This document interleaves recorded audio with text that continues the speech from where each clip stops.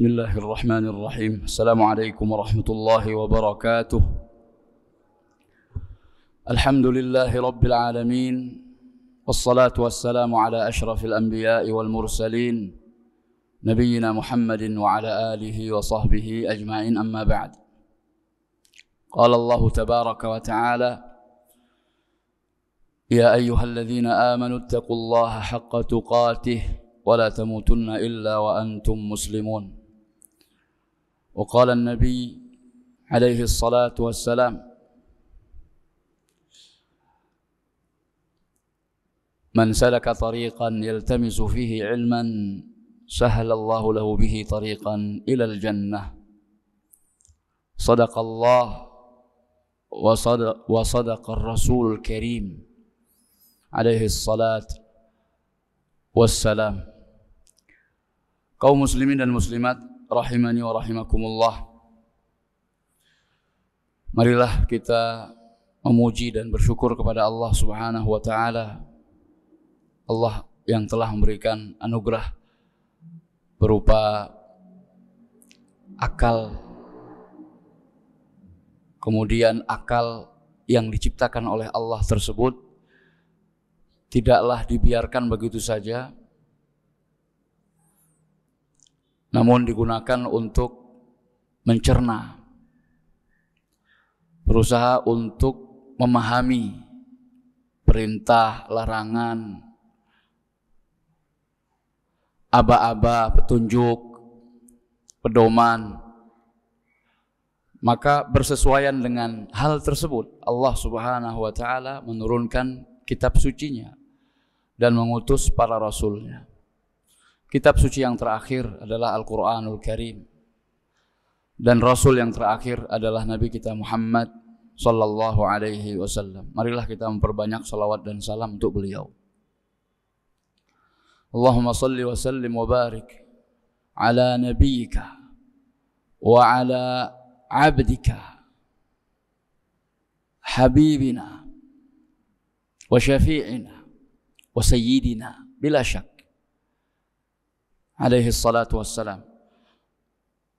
Kaum muslimin dan muslimat rahimani wa rahimakumullah, falamma dzaqash syajarah, itu judul kajian kita, meneruskan silsilah kajian qasasul anbiya, kisah-kisah para nabi dan rasul.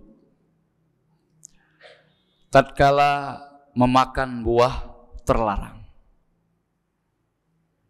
Ini masih kisah Nabi Adam dan Hawa ketika di surga.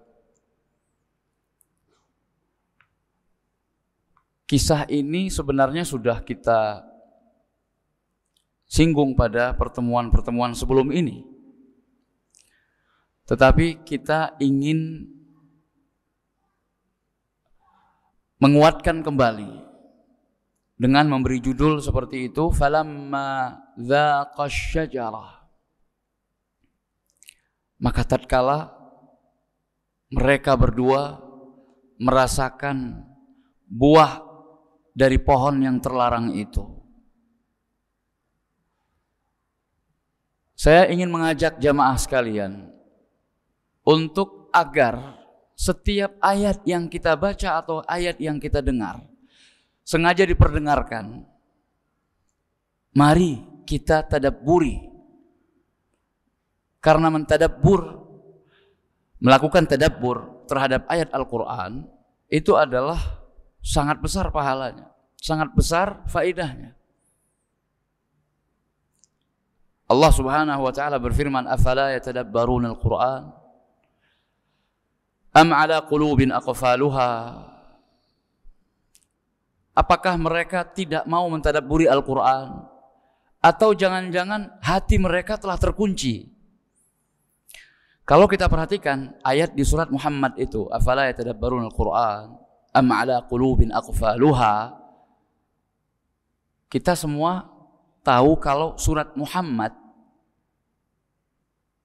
itu adalah surat Makkiyah. Surat Makkiyah artinya turun di fase Makkah. Turun kepada atau pada saat Nabi Shallallahu Alaihi Wasallam berada di tengah-tengah orang yang menolak Quran. Perhatikan, turunnya kapan? Fase Makkah, sebelum hijrah. Berarti Nabi masih berhadapan langsung dengan orang-orang yang mendustakan apa yang dibawakan oleh Nabi Shallallahu Alaihi Wasallam. Namun al-ajib, sesuatu yang ajaib,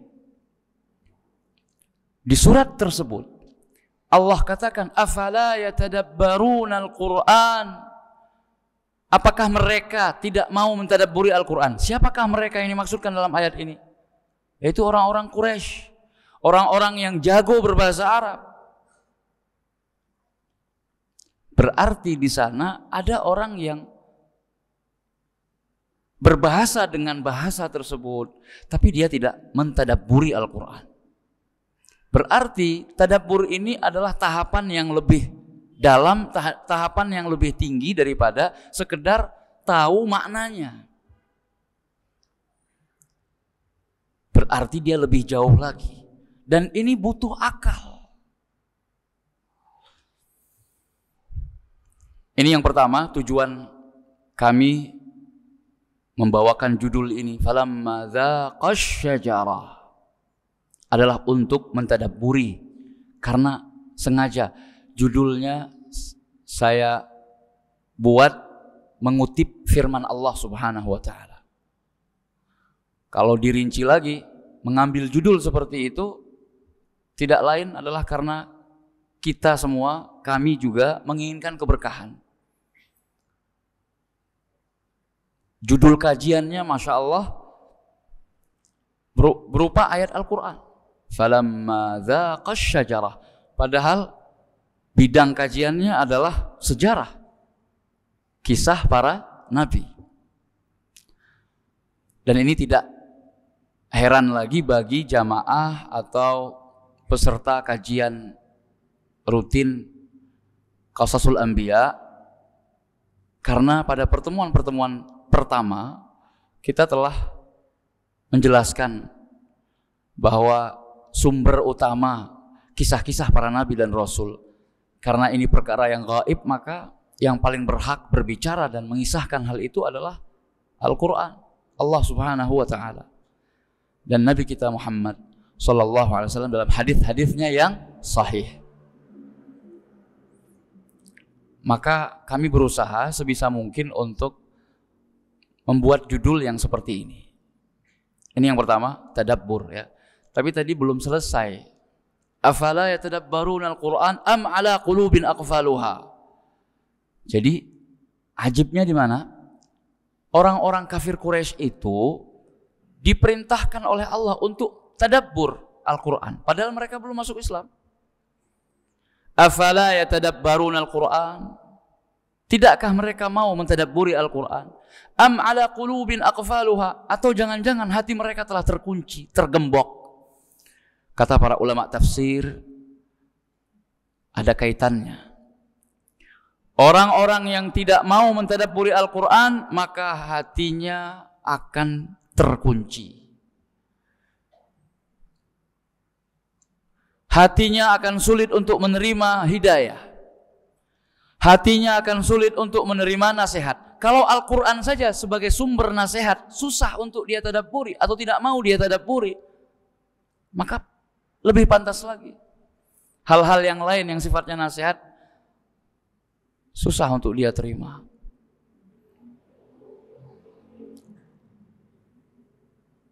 Maka ini kewajiban dan ini sekaligus peringatan untuk kita. Kalau orang di luar Islam saja Allah perintahkan untuk mentadabburi Al-Quran, maka lebih pantas lagi orang Islam, kita yang lebih berhak untuk mentadabburi Al-Quran. Maka ketika membaca judul itu atau mendengar judul tadi, itu kan bagian dari ayat. Nah, ini sebenarnya mengajak, ayo kita lebih semangat lagi untuk mentadabburi Al-Quran. Falamma dzaqash syajarah, maka tatkala mereka berdua merasakan, dzaqa, merasakan buah dari pohon yang terlarang. Yang kedua, tujuan dari judul tersebut adalah untuk refleksi. Mari kita pantulkan apa yang terjadi dalam kisah termakannya buah terlarang tersebut di dalam kehidupan kita sehari-hari. Mari kita terapkan dengan apa yang kita hadapi sekarang ini. Falamma dhaqa asy-syajarah, maka tatkala Nabi Adam dan Hawa memakan buah yang terlarang, pohon yang terlarang untuk didekati saja nggak boleh, Allah sudah larang. Bukankah sebelumnya sudah ada peringatan dari Allah? Iya, sudah. Tapi kan didekati juga, bahkan dimakan sampai termakan buahnya. Sekarang pantulannya apa? Refleksinya apa? Bukankah Allah Subhanahu wa taala telah menjelaskan kepada kita tentang bahaya riba, haramnya riba, zalimnya riba? Tapi kenapa sampai sekarang masih banyak di antara kita yang bergelut dengan riba, yang bergumul dengan riba, yang mengambil ribawi, yang bermuamalah dengan hal-hal yang berbau riba? Bukankah Allah sudah mengatakan jelas ayatnya, nas, bukan zahir lagi, nas. Nas itu dalam ilmu usul fikih itu adalah sebuah lafadz yang maknanya cuma satu, tidak bias tafsir. Semua ulama sepakat. Allah berfirman, wa ahallallahu al-bai'a wa harrama riba. Enggak perlu takwil itu. Dan Allah telah menghalalkan jual beli dan mengharamkan riba. Masih belum paham tentang haramnya riba ya? Kita belum masuk apakah ini riba atau tidak. Itu lain masalahnya. Tentang keharamannya sudah jelas-jelas Allah larang pohon itu. Tetapi karena memang dasar dan tabiat manusia penasaran, maka didekati pula pohon tadi. Bukankah di surga pohon gak cuma satu, buah gak cuma sejenis?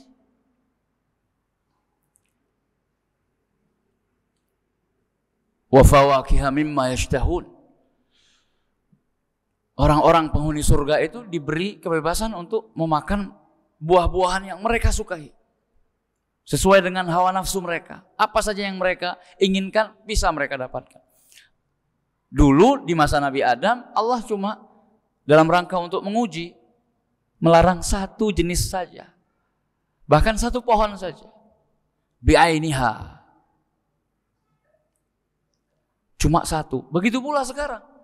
Wa ahallallahu al-bai'a, dan Allah telah menghalalkan jual beli. Al-bai' ini hampir semua kita, baik besar maupun kecil, itu melakukan bai'. Jual beli, tukar menukar barang atau jasa. Ini kan bai'. Jadi bai' itu enggak harus benda atau barang, bisa juga berupa jasa atau upah, mempekerjakan orang lain. Situ ada hukum-hukum bai', al-bai', muamalah. Jadi Allah halalkan semua muamalah, jual beli, baik yang klasik maupun kontemporer, baik yang offline maupun yang online. Allah cuma haramkan riba. Tapi justru yang satu ini didekati. Justru satu ini yang paling diminati. Ini bapak-bapak, ibu-ibu, kaum muslimin dan muslimat rahimakumullah, yang lebih ingin kami sampaikan dan kami sharing, agar kita semua mentadabburi dari setiap apa yang kita dengar, ya, termasuk kisah-kisah para nabi dan rasul. Itu banyak sekali hikmah dan ibrah, pelajaran. Namun siapa di antara kita yang mau menggunakan akal ini untuk mentadabburi tadi. Tinggal kemauan saja sebenarnya. Kalau masalah kemampuan, semuanya memiliki kemampuan kalau normal ya. Lain halnya berkebutuhan khusus, berkelainan mental, semua kita diberi akal sebagai alat untuk memahami dan mencerna. Falamma dzaqa asy-syajarah, tatkala memakan buah yang terlarang. Taib. Telah terjadi apa yang terjadi. Nabi Adam sudah kadung makan buah yang terlarang. Apakah kemudian menjadi dalih buat kita? Sudah kadung orang bermain di riba, maka saya pun ikut terjun ke riba? Apakah itu bisa dibenarkan? Pak Ustadz, kalau kita nggak ikut arus, kita akan terbawa arus, terseret arus, kita akan tenggelam, kita akan tergilas. Dulu ketika isu globalisasi, bahkan sampai sekarang, kalau kita nggak ikut perkembangan zaman, nggak ikut tren, maka kita akan tergilas. Ini kalimat masih umum, perlu dirinci.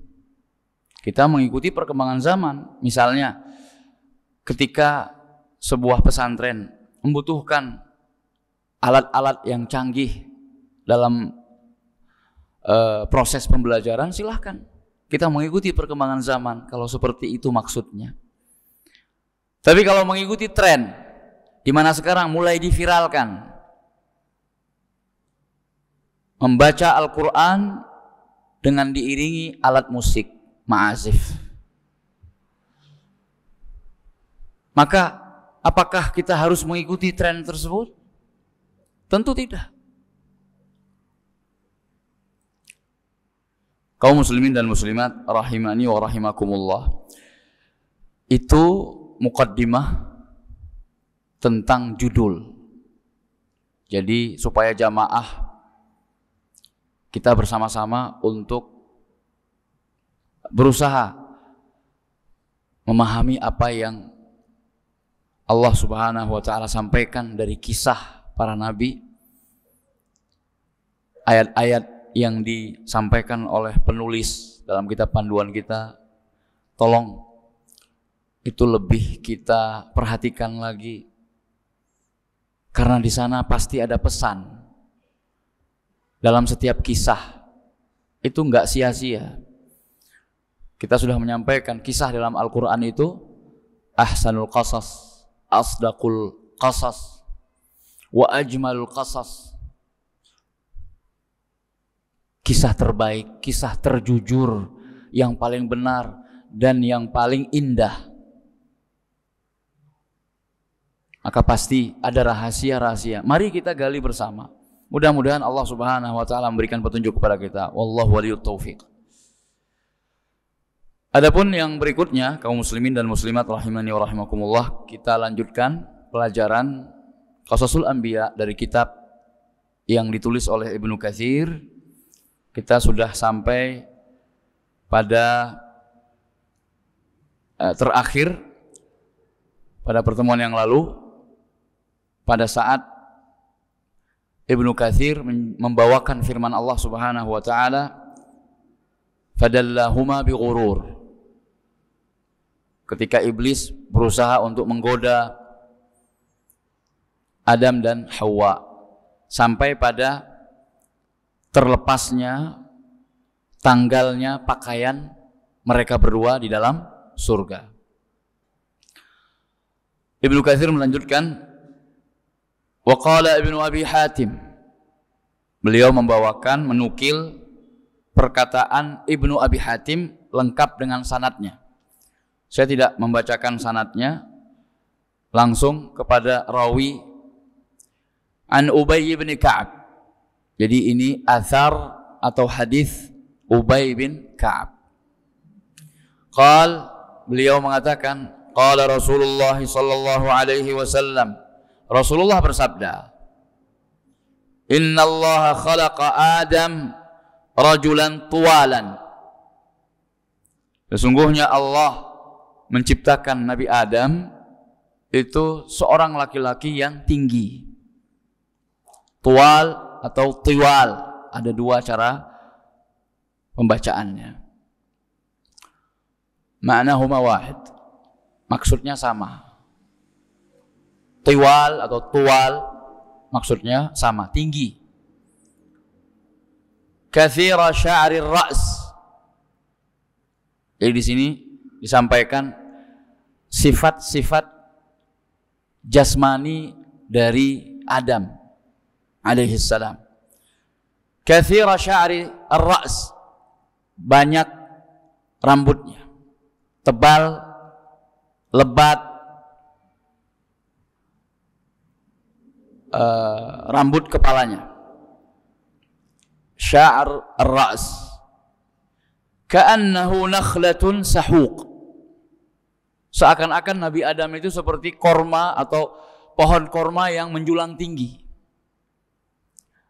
Sahuq bermakna tawil. Sahuq maknanya tawil, tinggi, panjang.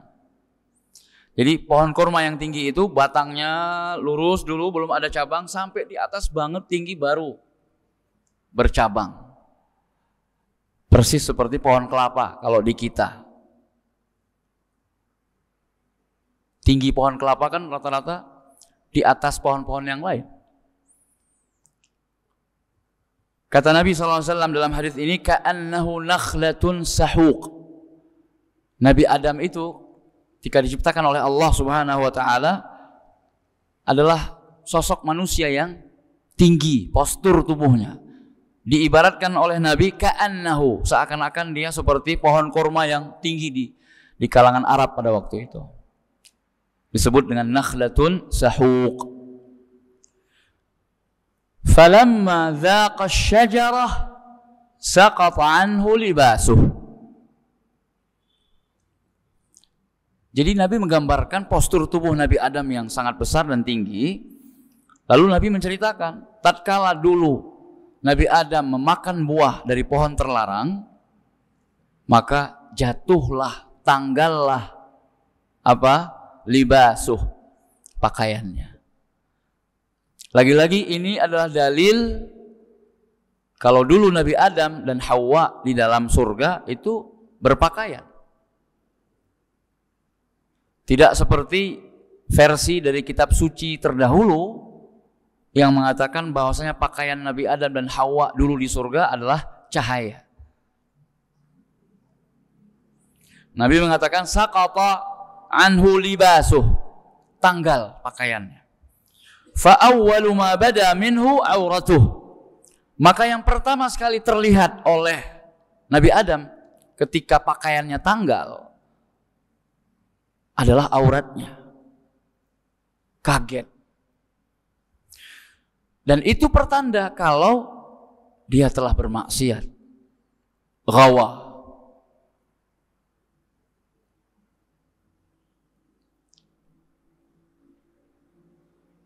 Falamma nadhara ila auratih, pada saat Nabi Adam melihat auratnya, ja'ala yashtaddu fil jannah.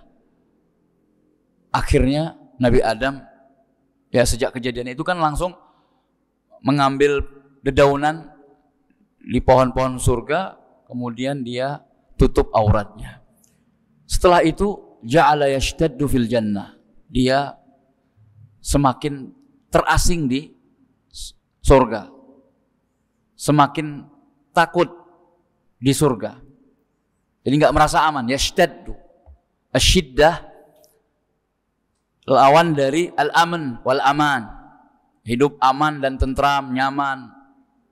Gara-gara kemaksiatan, satu maksiat. Lihatlah Nabi Adam. Begitulah orang kalau tinggi dan besar keimanannya, kuat dan kokoh ketakwaannya, maka ketika dia melaksanakan atau mengerjakan satu maksiat saja, dia merasa kalau itu adalah sesuatu yang bisa menghancurkan dirinya. Sama seperti para sahabat dulu.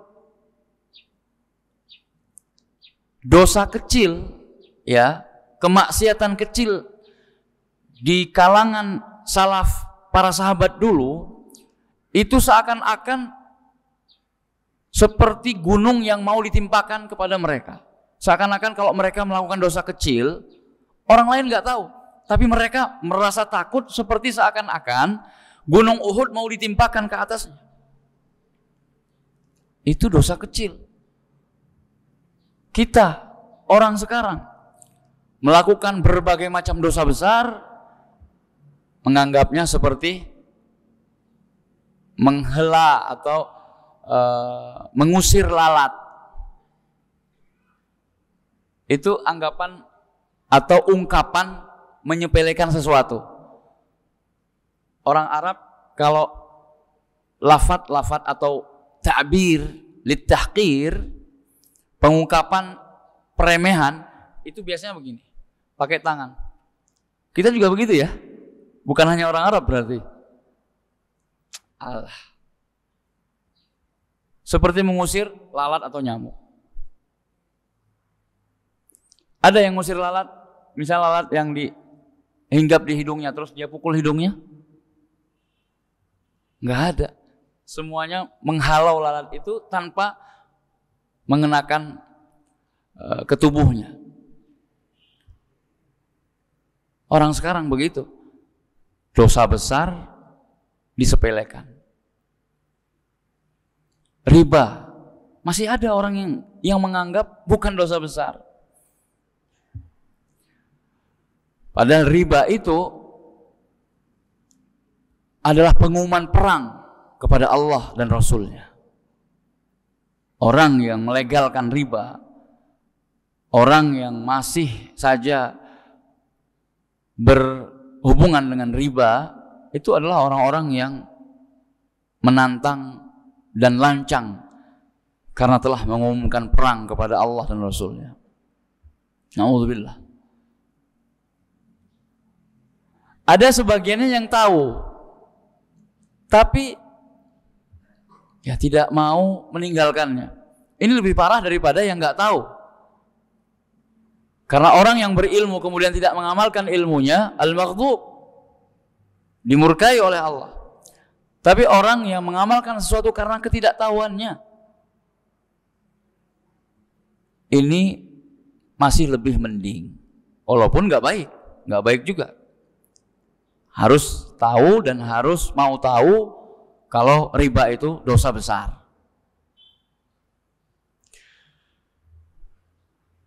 Ja'ala yashtaddu fil jannah. Nabi SAW menceritakan keadaan Nabi Adam setelah memakan buah yang terlarang. Nanti kita akan refleksi lagi insya Allah. Ya. Namun sebelum itu kita sampaikan dulu hadis Nabi SAW. Fa'akhadhat sya'rahu syajaratun fanaza'aha. Kemudian Nabi Adam kan posturnya besar, tinggi. Ada pohon atau wallahu a'lam bagaimana kejadian sebenarnya, rambutnya Nabi Adam itu tersangkut di sebuah atau ranting begitu, syajarah. Fa'akhadhat sya'rahu syajarah. Kalau kita terjemahkan secara letterlek, ada sebuah pohon yang menyentuh rambutnya Nabi Adam, fanaza'aha. Kemudian Nabi Adam pun berusaha untuk melepaskan rambutnya tersebut dari pohon tadi. Fanadahur Rahman. Jadi seperti cekcok begitu. Maka kemudian Allah Subhanahu wa taala memanggil Nabi Adam. Ya Adam, minni tafir. Apakah dariku engkau berlari? Falamma sami'a kalam ar-Rahman, maka tatkala Nabi Adam mendengar kalam Allah Subhanahu wa taala, maka Nabi Adam berkata, ya Rabbi la, wahai Tuhanku, bukan begitu. Walakin istihya, akan tetapi aku seperti ini karena aku malu. Istihya, malu.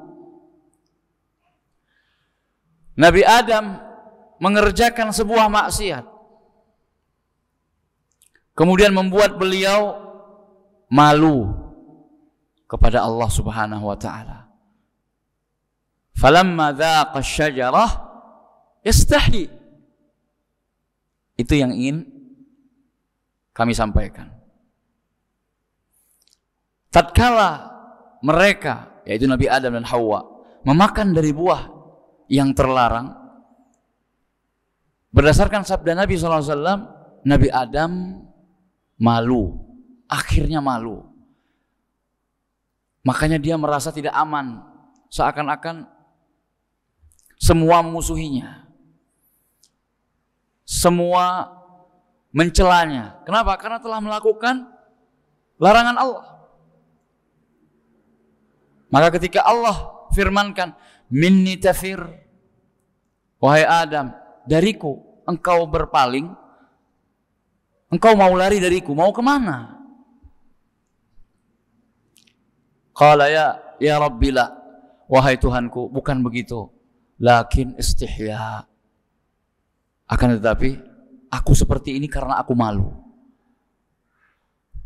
Sekarang kita refleksikan, tatkala kita mengerjakan sebuah kemaksiatan, kezaliman, baik itu kezaliman terhadap diri kita sendiri, atau terhadap hak-hak Allah, atau terhadap hak-hak sesama kita, mulai dari orang tua, anak, istri, saudara, teman, tetangga, hubungan antara guru dan murid, hubungan antara sahibul amal dan amil, owner perusahaan dengan para karyawannya, dan seterusnya.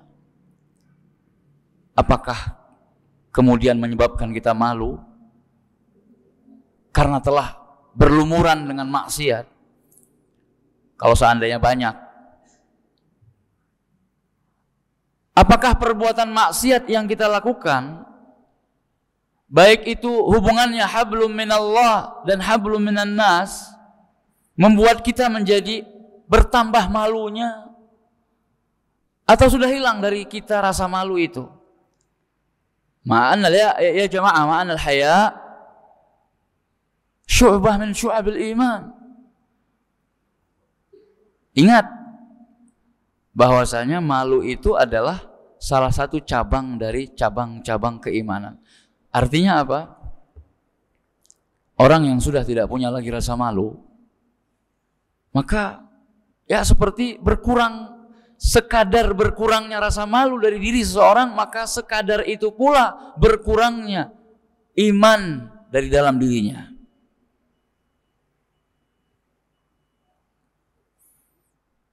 Masya Allah, satu paragraf cukup jamaah?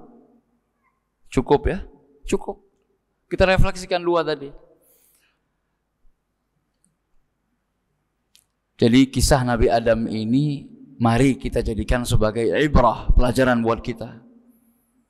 Tidak boleh kita jadikan malah justru itu legitimasi atau legalisasi agar kita terdorong terus untuk berbuat maksiat. Tidak.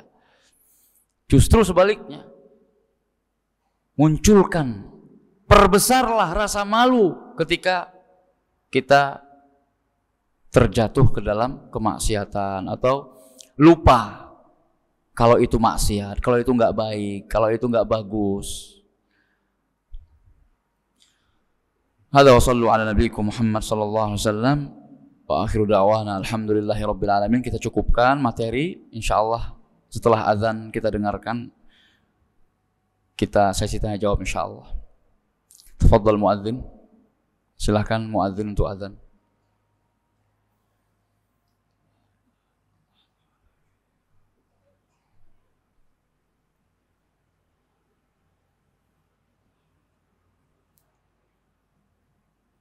Yeah.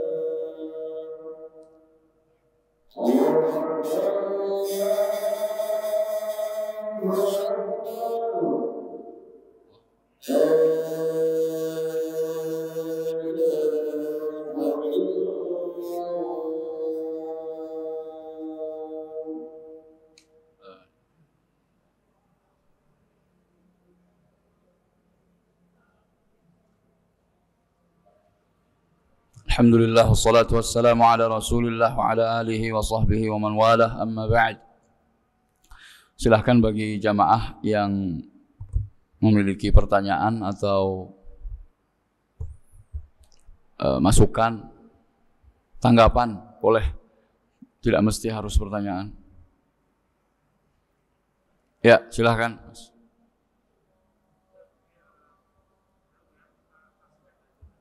Pakai mikrofonnya. Bismillahirrahmanirrahim.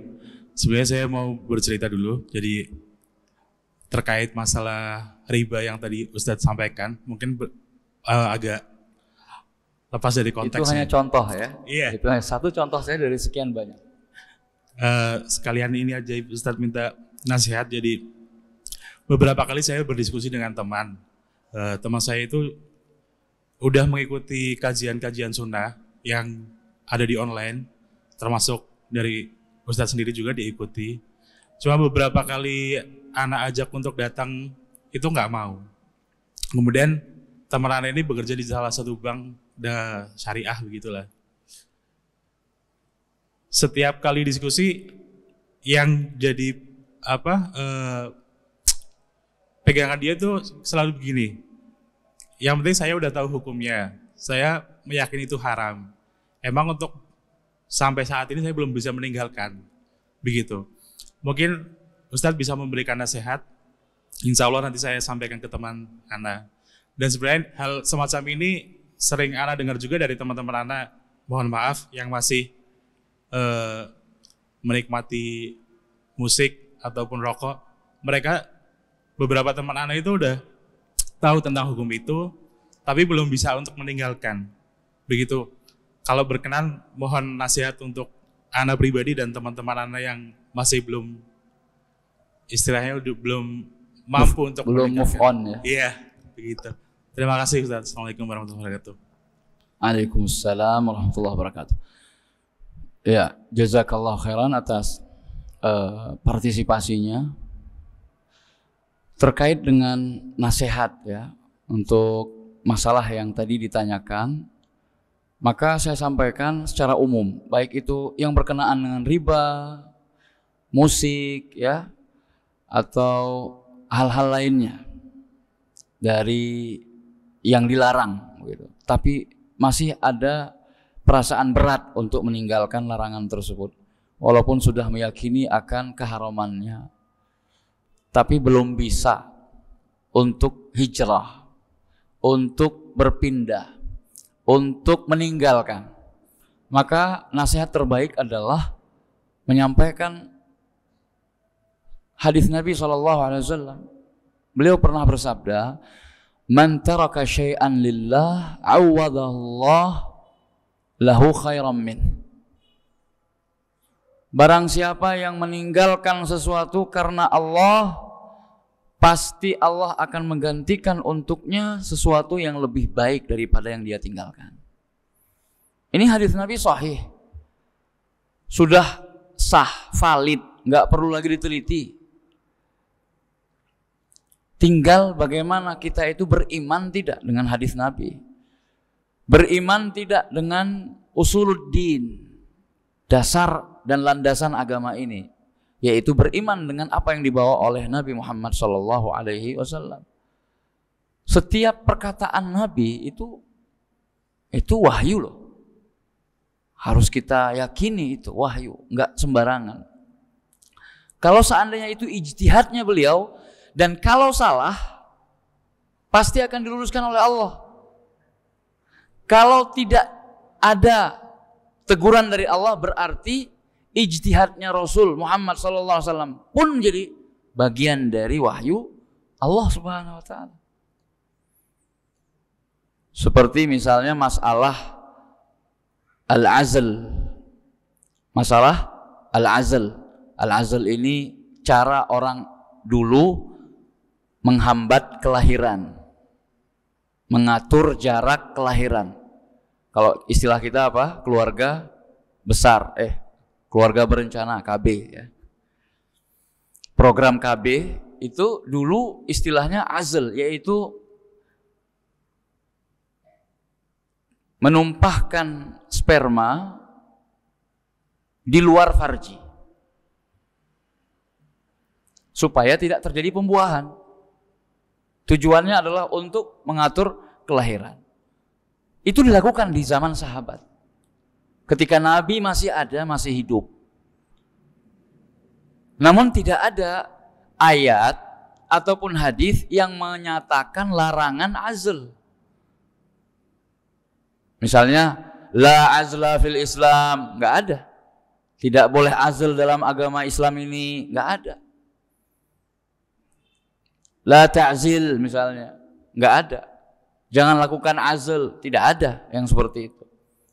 Lalu bagaimana para sahabat itu bisa tahu kalau itu dibolehkan?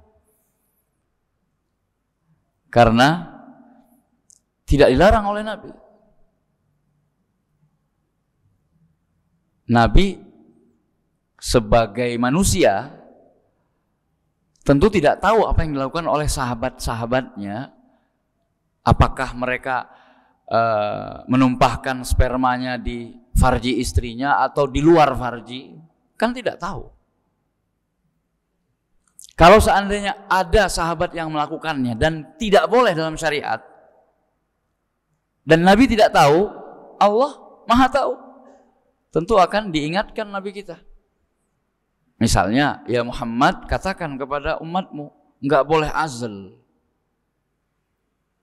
Karena itu tidak ada, dan Al-Quran masih turun, wahyu belum terputus, kok tidak ada larangannya? Maka diambil kesimpulan secara ijma, dan namanya ijma sukuti, bahwa azl itu dibolehkan. Inilah hukum dasar atau dasar hukum dari program KB. Gitu ya. Saya ulangi, sampaikan, man taraka syai'an lillah, barang siapa yang meninggalkan sesuatu karena Allah, apalagi meninggalkan sesuatu yang dilarang oleh Allah, maka Allah pasti akan gantikan dengan yang lebih baik. Misalnya, contoh ya, orang yang meninggalkan musik, sudah yakin dengan penjelasan para ulama yang menyatakan haramnya musik, kemudian dia termasuk pecinta dan penikmat musik, tapi karena dia lebih beriman, mengedepankan keimanan dan ketakwaannya, takut sewaktu-waktu kalau dia sedang dengarkan musik, malaikat maut mencabut nyawanya. Bagaimana?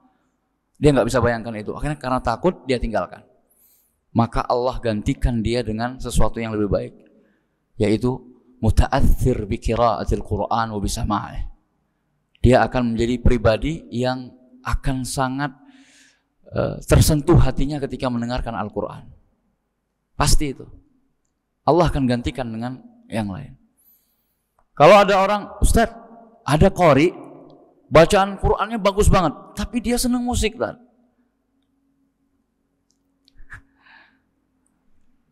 Maka saya katakan, saya khawatir orang-orang seperti itu termasuk di dalam sabda Nabi SAW, hum yaqra'un al-Quran walakin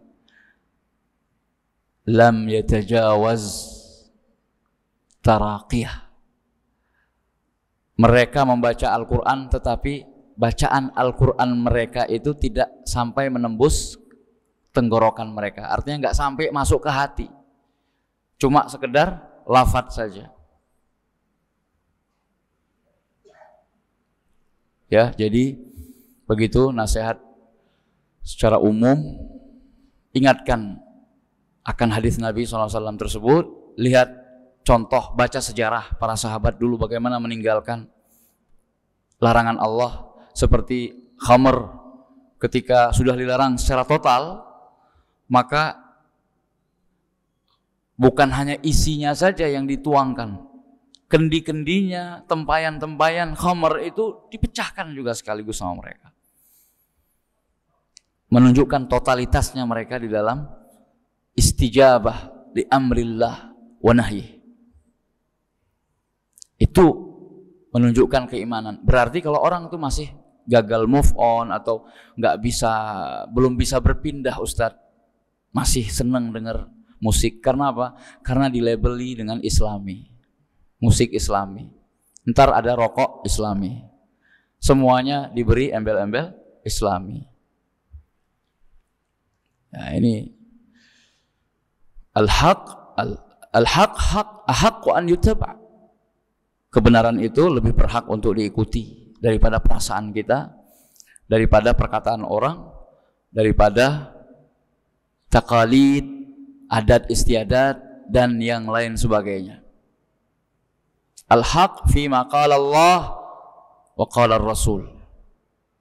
Kebenaran itu ada dalam firman Allah dan hadis-hadis Rasulullah sallallahu alaihi wasallam. Demikian saja. Mudah-mudahan bermanfaat. Lebih dan kurang mohon diperbanyak maaf. InsyaAllah akan kita lanjutkan pada pekan yang akan datang. Kita tutup pengajian kita dengan membaca doa kafaratul majlis. Subhanakallahumma wa bihamdika asyhadu an la ilaha illa anta astaghfiruka wa atubu ilaik. Wa sallallahu ala nabiyyina Muhammad wa ala alihi wa sahbihi wa sallam wa akhiru da'wana alhamdulillahi rabbil alamin. Wassalamu alaikum warahmatullahi wabarakatuh.